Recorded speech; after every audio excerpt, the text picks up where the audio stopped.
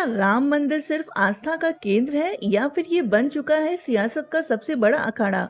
राम मंदिर को लेकर जो बड़े दावे और आरोप लगाए जा रहे हैं, क्या उनमें कोई सच्चाई है या सिर्फ ये आने वाले चुनाव की एक सोची समझी साजिश है? आज विपक्ष बड़े आरोप लगा रहा है तो वहीं सरकार उन्हें करारा जवाब दे रही है। लेकिन इस पूरे कलेश में आम जनता क्या सोचती है? कौन सच बोल रहा है और कौन सिर्फ वोट बैंक की राजनीति कर रहा है? इस वीडियो में हम बिना किसी डर के जनता की आवाज बनकर वो सवाल पूछेंगे जो कोई नहीं पूछ रहा। वीडियो के आखिर में हम देखेंगे कि जनता किसके साथ है, इसलिए एक भी सेकंड मिस मत करना। राम राम दोस्तों, आज ये वीडियो मैं एक क्रिएटर बनकर नहीं बल्कि उन करोड़ों भक्तों की आवाज़ बनकर बना रही हूँ जिनकी सुबह जय श्री राम से होती है। हमने और आपने बचपन से एक सपना देखा था अपने प्रभु श्री राम को एक भव्य मंदिर में देखने का। लेकिन आज जब मंदिर बन गया है तो दिल खुश तो है पर थोड़ा रोता भी है। दिल इसलिए रोता है क्योंकि जिस आंगन में भजन होने चाहिए थे वहाँ आज नेताओं की सियासत और आरोप प्रत्यारोप चल रहे हैं। कोई कहता है चोरी हुई, कोई कहता है साजिश है। आखिर एक आम भक्त का दिल क्या सोचे? आज इस वीडियो में मैं आपके सामने वही दर्द और कुछ तीखे सच्चे सवाल रखूंगी जो हर सच्चे भक्त के दिल में है। इस वीडियो को आखिर तक जरूर देखना क्योंकि आज बात हमारी आस्था की है। दोस्तों, आपको याद होगा जब राम मंदिर के लिए चंदा इकट्ठा किया जा रहा था, किसी ने अपनी पेंशन से पैसे दिए तो किसी बच्चे ने अपनी गुल्लक तोड़ दी। मेरी एक दादी थी पड़ोस में, उन्होंने अपनी आखिरी बचत मंदिर के नाम कर दी थी। उनका पैसा सिर्फ एक कागज का टुकड़ा नहीं था, उनकी श्रद्धा थी। लेकिन आज मौका बदल चुका है। विपक्ष का दावा है कि जनता के इस पवित्र पैसे का सही इस्तेमाल नहीं हो रहा है। उनका आरोप है कि मंदिर के निर्माण में ये जमीन की खरीद फरोख्त में कोई बड़ा घोटाला, कोई स्कैम हुआ है। कुछ नेता तो यहाँ तक सवाल उठा रहे हैं कि क्या वाकई में मंदिर के चंदे में से पैसे की चोरी हुई है या मंदिर का पैसा सरकार नहीं गायब कर दिया।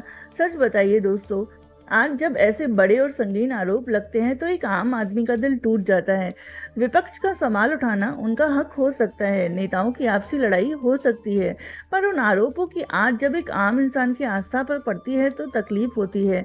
एक भक्त सोचने पर मजबूर हो जाता है कि क्या हमारी श्रद्धा को भी सियासी तराजू में तोला जाएगा?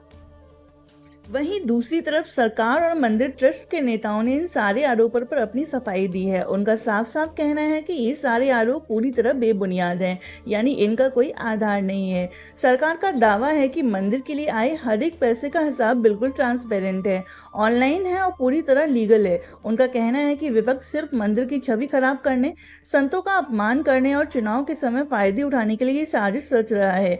देखिए दोस्तों, सरकार अपना काम कर रही है और उनका पक्ष भी अपनी जगह सही हो सकता है कि चुनाव आते ही ऐसी बातें जानबूझकर उछाली जाती हैं। लेकिन यहाँ पर कुछ सवाल खड़े होते हैं जो हम सबको पूछने चाहिए।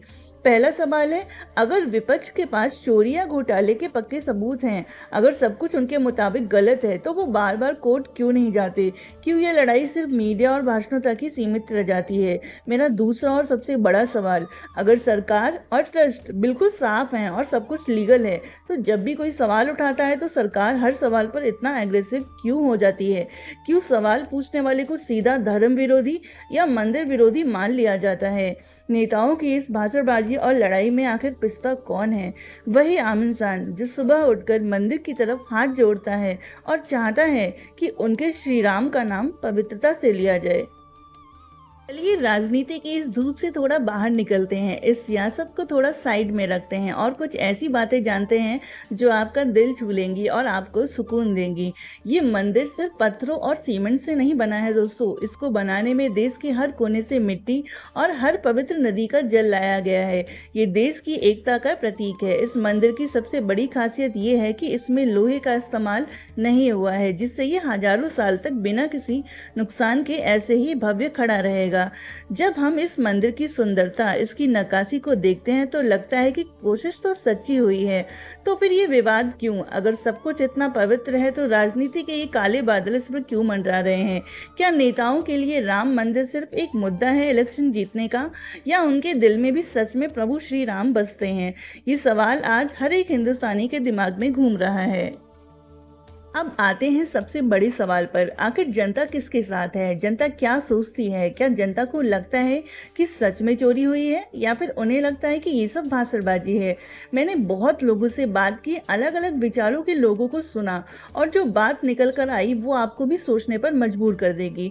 हमारी जनता दो बड़े तबकों में बंटती हुई नजर आती है। एक बड़ा तबका जो इस पूरे मुद्दे को सिर्फ और सिर्फ अपनी आस्था से जोड़कर देखता है। उनका कहना है हमने नेताओं की बयानबाजी से कोई फर्क नहीं पड़ता, नेता आएंगे चले जाएंगे पर हमारे प्रभु श्री राम के दरबार हमेशा रहेगा। उनके लिए मंदिर का बनना ही उनकी सबसे बड़ी खुशी है। वहीं दूसरा तबका जो थोड़ा डेवलपमेंट फोकस्ड है, उसका सोचना अलग है। वो कहते हैं कि मंदिर बन गया, हम बहुत खुश हैं और हमने अपने श्री राम का धूमधाम से स्वागत भी किया, लेकिन अब इस पर राजनीति बंद होनी चाहिए। अब सरकार और विपक्ष दोनों को रोजगार, बच्चों की पढ़ाई, हॉस्पिटल और बाकी बुनियादी मुद्दों पर बात करनी चाहिए।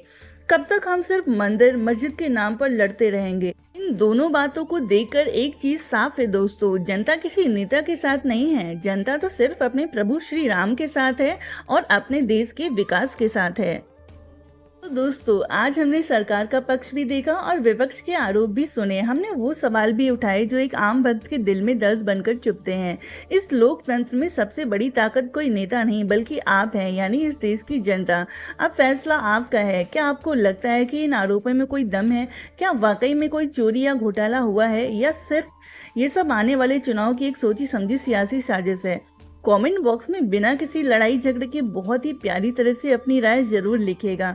आपका एक एक कमेंट मेरे लिए बहुत कीमती है। अगर मेरी ये छोटी सी कोशिश, ये अवेयरनेस वीडियो आपके दिल को छू गई हो तो इस वीडियो को एक लाइक ज़रूर कीजिएगा और चैनल को सब्सक्राइब करके अपना प्यार जरूर दीजिएगा। मिलते हैं अगले वीडियो में एक नए मुद्दे के साथ। तब तक के लिए खुश रहिए, सुरक्षित रहिए। राम राम दोस्तों, जय श्री राम।